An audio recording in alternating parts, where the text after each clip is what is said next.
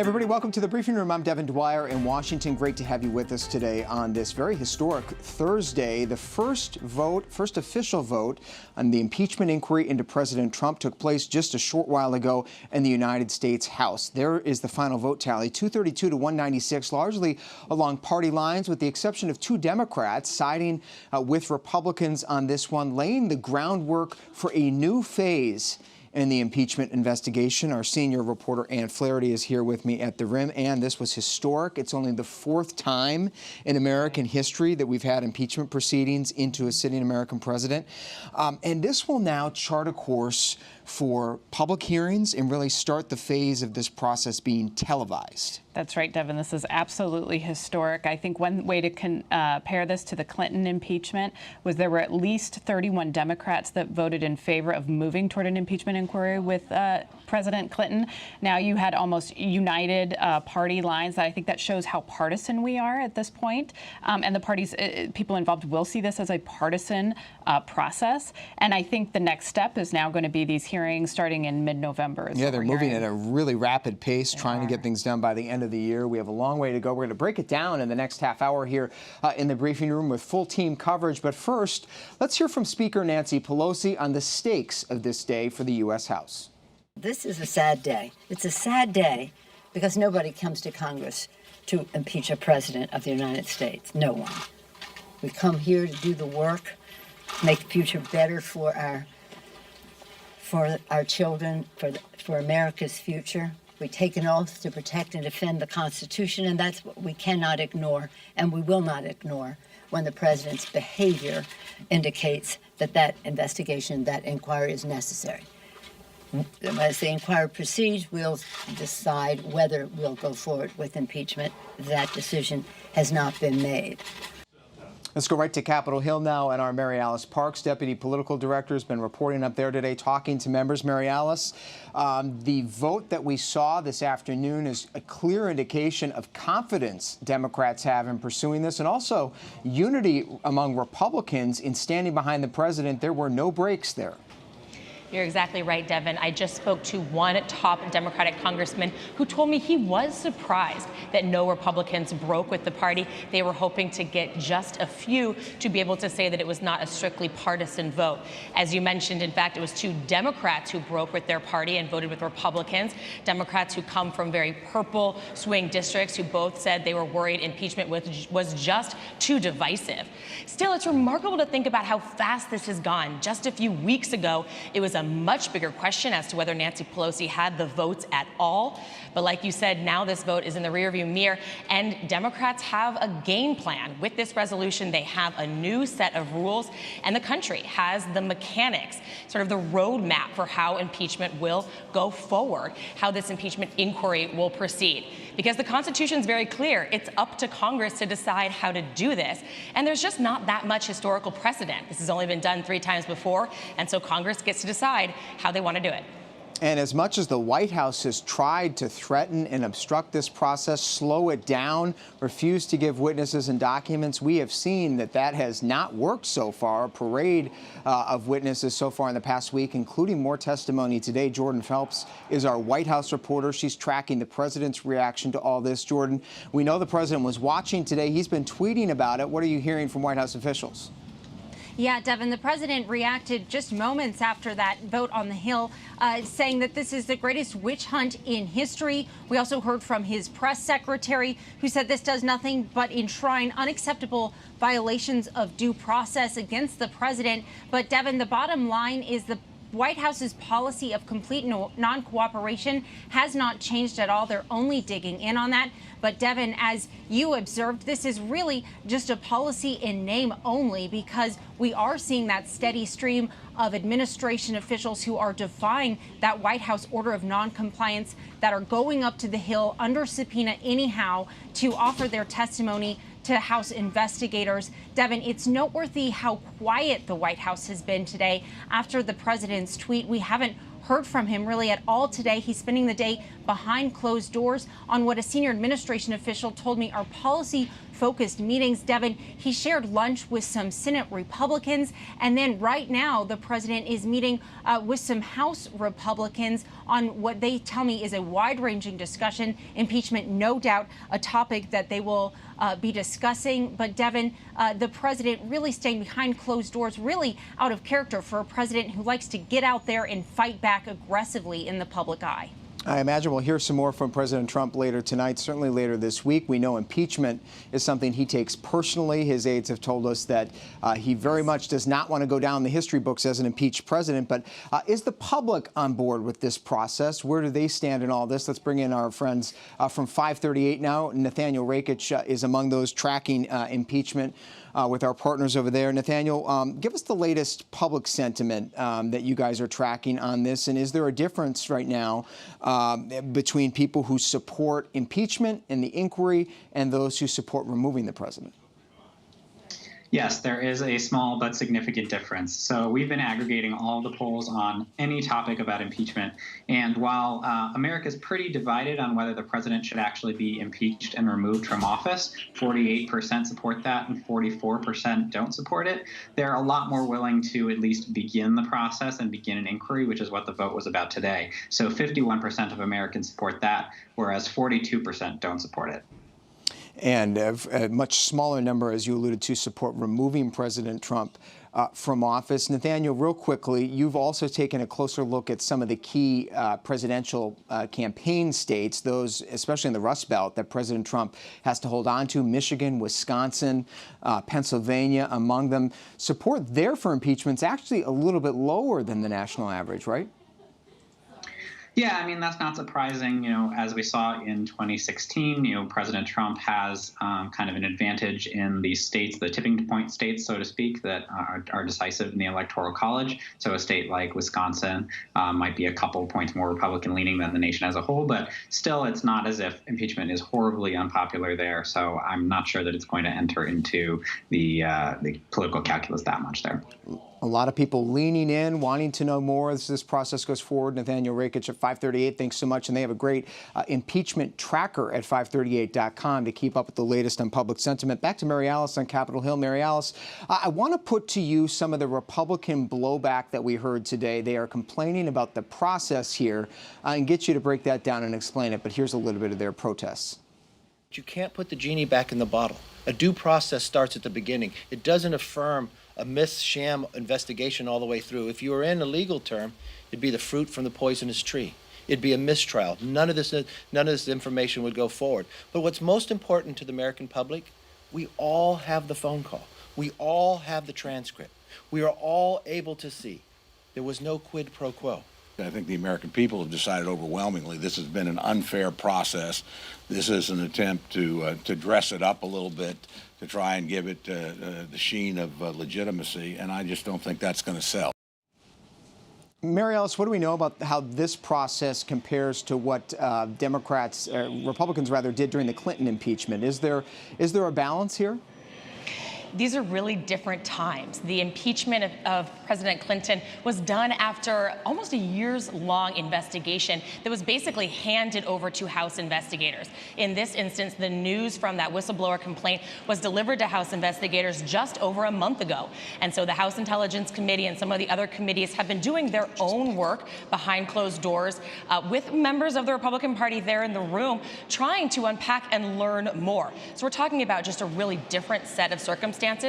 But Republicans have been frustrated. They have said they've been unfairly sidelined. They haven't been able to petition to bring their own witnesses, and that's what's about to change. Going forward now, they'll be moving from this deposition phase to a more public phase, and the resolution that passed today allows for Republicans to request to bring their own witnesses. They're going to have to get the Democratic chairman of those committees to agree, but they're going to have some recourse in arguing how they can bring their own evidence to this debate.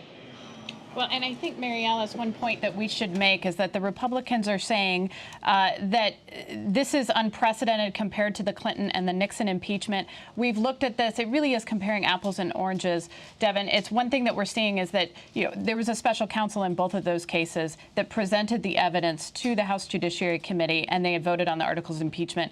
In this case, they actually have to go out and find the information. So that's why they have said Republicans will get to pull witnesses forward, but they have to do it in agreement with Democrats. And that's what's happening right now. So sort of, we are in an unprecedented time. The comparisons are not equal. Great context. Dan Flaherty, thank you so much for your reporting. Mary Alice Parks up on Capitol Hill, thank you. I'm joined now by a 2020 Democratic presidential contender, Governor Steve Bullock of Montana. Governor, it's great to have you back with us in the briefing room. You've undergone quite the evolution on impeachment. You were cautious at the beginning, then supported the inquiry. Now you say President Trump should be removed from office. Tell us, why do you think it shouldn't and can't wait for voters to decide in 2020? Why is it so urgent? Devin, what I've said is that he should be removed from office either through this proceeding or through the ballot box, for sure. I was reluctant to get into impeachment, and it struck me that, through both the Russia and the Mueller report, probably 60 town halls in Iowa, folks are talking about worrying about losing their rural hospital. They're talking about Trump's trade wars, but they're not talking about necessarily impeachment. But when the president of the United States and what he did with the Ukrainian president, that crosses a line where I don't know if it's good for politics, but for our republic, this inquiry has to go forward. And I think it's also important that we got to recognize that no matter how it turns out, there's going to be great divides in this country, and we've got to have somebody that's going to be able to bridge those divides going forward. A little bit about the 2020 race now. The frontrunner in your race, one of the frontrunners, former Vice President Joe Biden, obviously at the center of this controversy that the president finds himself in. Do you think Joe Biden is too tainted a candidate, given his role, his involvement with his son, all these accusations and conspiracy theories, as unfounded as they may be, to be an effective nominee for your party? No, I think ultimately that's up to the voters to decide, that it's probably not the best judgment to have any family member making money on, anything that could touch an office holder's role. But let's actually be honest here. This is exactly the discussion that Trump and his crew is trying to have. And I think they've ginned this up trying to say that there was something there when there's been no demonstration of that along the way. So at the end of the day, the voters will decide who's the best nominee to beat Donald Trump, bridge some of these divides, and get things working again. You are zeroing in on Iowa. We're just under 100 days away from the first ballots being cast there. How well do you need to do in that state? And will you stay in the race until Iowa caucuses actually occur? Well, I think, it's not just me. I think that Iowa's always been, in the early states, have been what actually narrows a big field down and makes it a lot more manageable for the rest of the country. So I do have to do, and I expect to do, in the top 3 or 4 along the way, but I don't think that's any secret. Just about everybody has to do so if they're going to be competitive. I've been so pleased with both Attorney General Tom Miller's endorsement, what we built on the ground game, and with 95 days left, look forward to talking to Iowans about how we can actually beat Donald Trump and win back places that we lost. And I know we'll be seeing you out there in the coming weeks. I do have to ask you, though, about a surprising endorsement you got today, or appeared to get, rather, on Twitter. Let's take a look at this from the former White House communications director. Take a look. Steve B., this got booked by the Mooch. We support you, Steve B. I know you got a tough race ahead of you, but you've done this before. You know how to win. Just keep putting one boot in front of the other and march ahead. I'm behind you 100%. See you at the finish line. It turns out Anthony Scaramucci didn't know he was making that statement for you. He did accept some cash to do it, and your campaign was trying to make a point here. Tell us about it. Yeah, kind of spooky, wasn't it, Devin? Was that a trick or a treat? But look, Mr.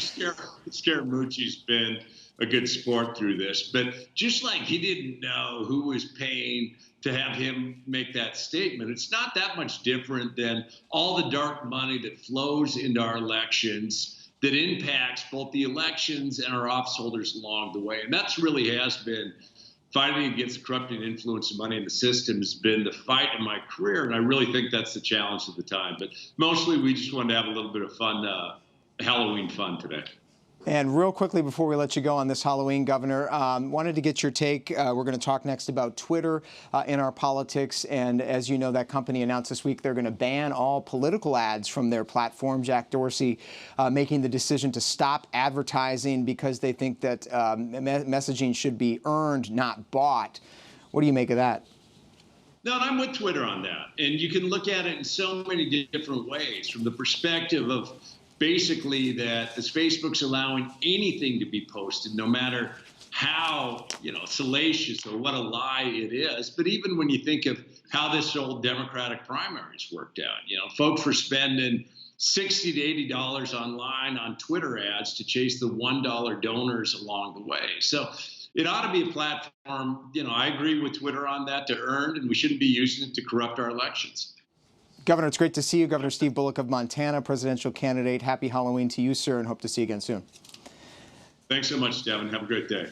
All right, for more on the Twitter story today, I'm joined now by our political reporter, Johnny Verhoeven. Also, Jessica Alter, co-founder of Tech for Campaigns, joins us. It's a nonprofit Democratic advocacy group. She joins us via Skype. Thanks for coming in, Jessica. Johnny, how significant is this decision by Twitter to ban political advertising? Why'd they do it? Well, I think any way that you look at it, it's incredibly significant. You have one of the world's largest social media platforms essentially saying, we're not going to allow any political advertising on our platform. That is a huge announcement.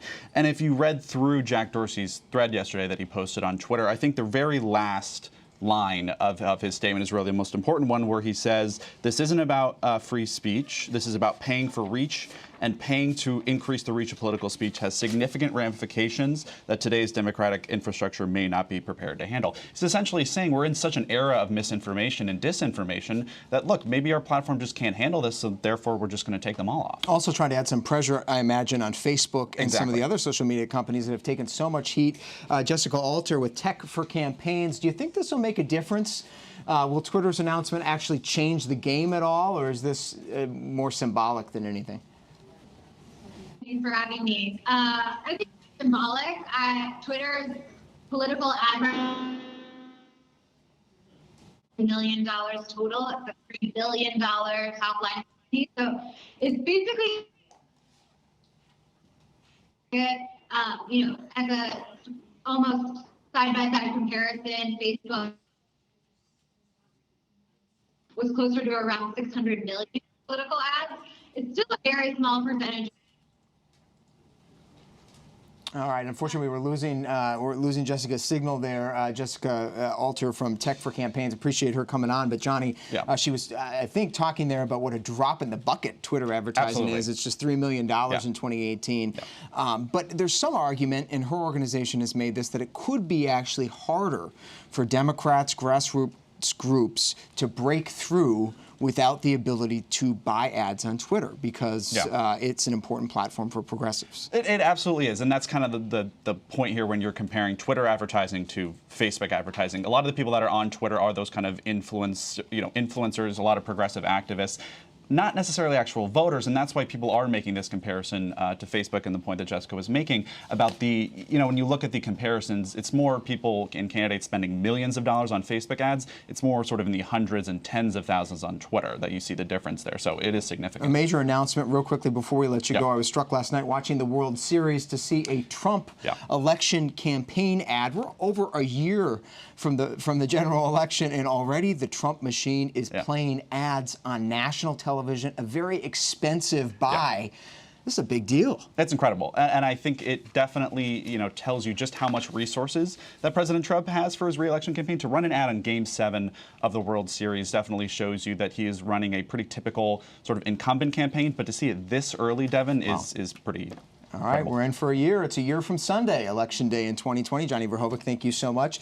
To Syria now, where the president claims that he is pulling troops out of that country are no more. Take a look at this. This is a Bradley fighting vehicle from the 30th Armored Brigade from South Carolina unloading those vehicles today in Syria. Yes, U.S. troops are deploying across Syria at this hour, 700 to 900 of them, as we told you yesterday, now guarding some of the oil fields in that country, the southeast portion. Again, despite the president's much touted claims that he is pulling out, they are going in, albeit with a much different mission. Of course, this comes on the heels of the U.S. raid that took out the ISIS leader Abu Bakr al-Baghdadi on Sunday. And the group today announced a new leader, as we have a new ABC News poll saying that 26% of Americans think that U.S. policy in Syria, taking out al-Baghdadi, will actually not make them very much safer from terrorism. Let's bring in Connor Finnegan now. He's our State Department reporter. Connor,